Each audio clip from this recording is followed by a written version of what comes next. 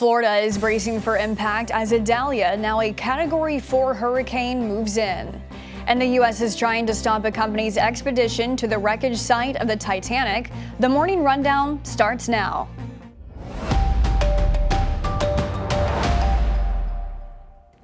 This is Straight Arrow News, bringing you unbiased, straight facts. Today is Wednesday, August 30th. Thank you for joining us. I'm Kara Rucker.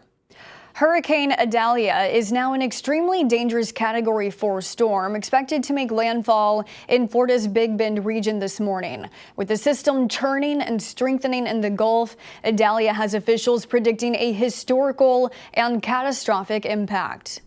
We are going to experience historical flood surge up into the Big Bend area. This is nothing to be messing around with. We were in the vehicle traveling with the governor when I got the phone call that there was going to be potentially 10 to 15 feet of storm surge. Put that in perspective, that's 3 foot higher than what was predicted for Hurricane Ian in Fort Myers Beach. Wind speeds are projected to be over 130 miles per hour. A storm surge could be as high as 16 feet in some low-lying coastal communities before making landfall outer bands of Idalia lashed parts of Florida in between Panama City and Tampa. Dozens of counties in the Big Bend region are under a state of emergency where residents were told to leave town as the storm poses a significant threat to those who stay behind.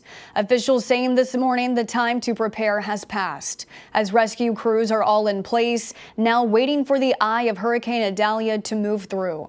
While all eyes are on Florida taking the brunt of the hurricane's force, other states like South Carolina and Georgia are also preparing for major flooding from the system. We're here today to announce the most significant technological and financial operation ever led by the Department of Justice against a botnet. The botnet in question is one of the most notorious and pernicious botnets in the world. It's known as Quackbot. U.S. Attorney Martin Estrada speaking yesterday on the FBI's operation to disrupt a major global malware network that has been used for more than 15 years to commit online crimes, including ransomware attacks. Estrada says nearly every sector of the economy has been victimized by Quackbot, with more than 700,000 infected computers identified by the FBI and its European partners. Officials say $8.6 million in cyber currency was seized or frozen as part of the operation, but no arrests have been announced. The location of the administrators of the malware was not disclosed. In the small African country of Gabon, there are reports of military officers overpowering the country's government and taking control after a highly contested presidential election earlier this week went in the favor of President Ali Bongo, extending his family's half-century reign over the region. The military officers posted a video to social media announcing the election is void and borders are closed. The officers claim to have dissolved all government institutions. According to Reuters, if the power grab is a success, it will be the 8th time a coup has undermined democratic processes in West and Central Africa since 2020. Gabon's elected president has not been heard from since the uprising. House Majority Leader Steve Scalise has been diagnosed with blood cancer and has begun treatment. Scalise said that doctors believe it is, quote, very treatable. The Republican congressman from Louisiana told his constituents he will continue to represent them in Washington, returning to work as usual in September after the August recess. Scalise has overcome serious health challenges in the past, surviving a shooting before a congressional baseball game in 2017.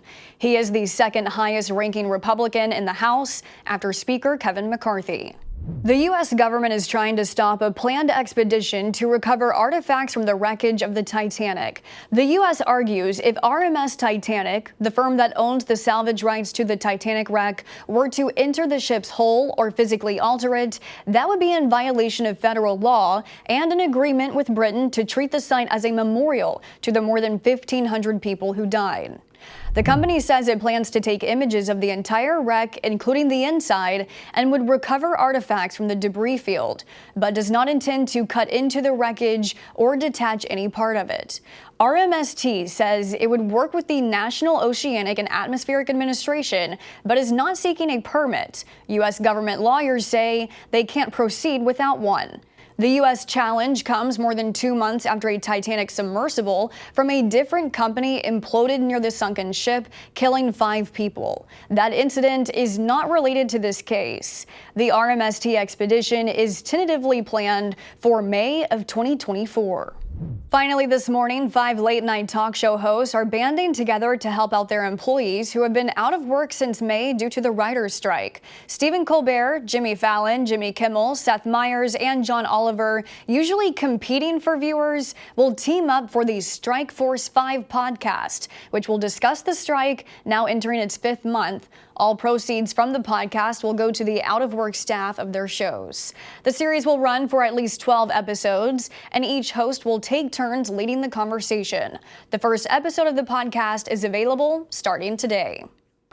Those are your top stories this Wednesday morning. Thank you for choosing Straight Arrow News as your trusted source. Be sure to download the Straight Arrow News app and get notified each weekday morning when the Morning Rundown is available to watch. Also, subscribe to our podcast. Just search the Morning Rundown on Spotify. Unbiased, straight facts, that's Straight Arrow News. We'll see you back here tomorrow. Until then, I'm Kara Rucker. Have a great day.